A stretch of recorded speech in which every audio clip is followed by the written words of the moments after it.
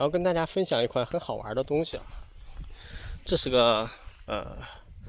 我们叫烽火台也好，或者叫火盆也好，都可以啊。我用过很多种烽火台，比如说比较常见的防雪封的那种，就是能撑开的，就是正方形的，还有一种那个不锈钢网的，这个和之前录过视频和大家分享过。今天和大家分享的是一个这样的一个烽火台，我们可以叫它火盆也好，或者是什么也好。它的最大的优点是，它不会有一些脏东西漏到下面去，就它整个是个盆状的这么一种东西。朋友开玩笑说我们搁下面生火当锅用是不是也可以？我觉得好像说的也挺有道理的。然后它这个盆角是可以收回去的，就是可以折叠到里面去。缺点呢是体积相对比较大一点，就是携带起来不是特方便。但因为也不是很重啊，因为这个铁它是一块铁皮啊，不是那种铸造那种，所以说作为一个火盆来讲是完全够用了，也不会有什么担心损坏的什么问题。所以说它不需要特别厚的东西，因为太厚了你要考虑一个东西啊，你不好拿，真的不好拿。是可以折叠下去的，就是我们要往外拽一下，然后这么一拽，它是有个机关，这么一拽就可以折叠回去。它这里面是有个机关的，一拽往下一用力就可以折叠回去。然后带一个这个网，可以防止一部分的火星啊或者什么崩出来，但是不能完全的防止它崩啊，所以大家不要对它抱有太大期望。发现这个网可以用来烤红薯，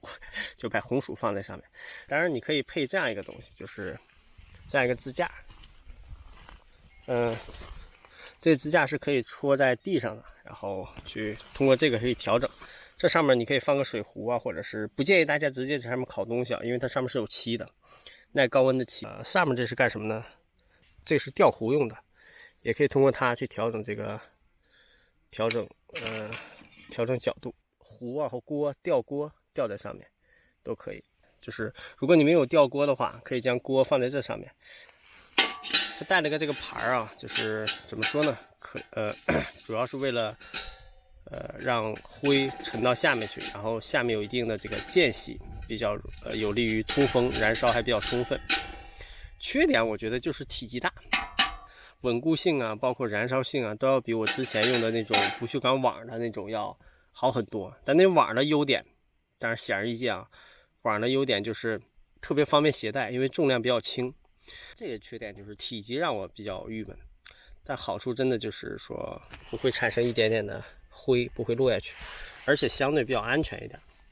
就是也会有东西飞出来，就你只要烧木头这种开放式的，一定会有东西飞出来。无论你用那种就是折叠的不锈钢的也好，还是用这种也好，就这事儿是避免不了的。哪怕你用这个网罩上，就你这么扣上，它还会有这种噼里啪啦的火星飞出来。所以建议大家在使用这种东西的时候，一定要离帐篷远一点，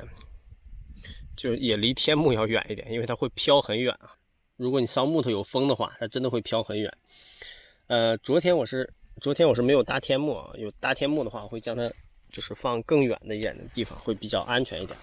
大家总说哎呀，放在下风处或者上风处，我们千万不要忽略一件事啊，风是可以改变的，对吧？就现在刮东风，没准一会儿就刮西风，这个东西是不可预见的。当然大多数情况下，某些地域在很多的时间它的风向是相对一致的，不代表会忽然来一阵妖风，这样的话就是对吧，你就不好去说了。所以建议还是要离那些东西远一点，这样会比较好一点。然后这个如果说你没有这种，你不配这种架子的话，你还可以配另外一种不锈钢的那种架子，它可以撑在上面，就是你也可以配这种东西，这东西放在这儿。但是它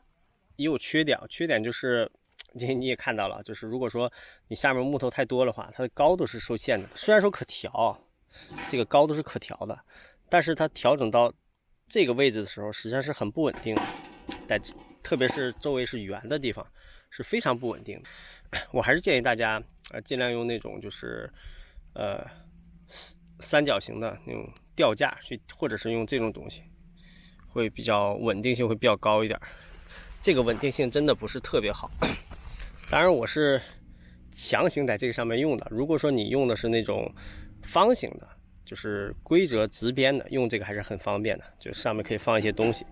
可以调高一点，然后上面放一些东西烧水啊或者什么样。不然的话，你在这上如果无论放锅还是放水，哪怕你烤个红薯、烤个玉米，都非常不方便，所以说还是要配个这个东西。然后后来我也想了，我如果说我用碳的话，可能会就可以解决这问题了。就如果这里面不放木头，直接放碳的话，也是可以用的啊。所以说，如果放碳的话，它就不需要高度，就必须要很高，它也没有太大的明火，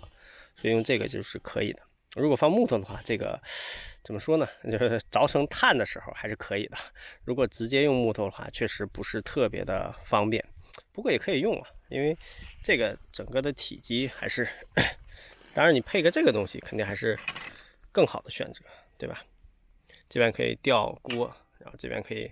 放个煎盘，放个锅，就可以直接用了。然后这边是用吊锅呀或者吊壶就可以了，还是蛮方便的。这两个是可以一起用的啊，这个不产生冲突。这是直接钉在下面的，就你可以拿木头，我建议用木头去钉啊，钉这节就可以了，钉在地上，然后就可以了。这个是一个螺旋的，因为如果说你前没有重物的话，它是很难去固定的，跟猪尾钩是一样的，所以说它需要有个可以有个这个东西，这样它固定一下，不会产生一些危险。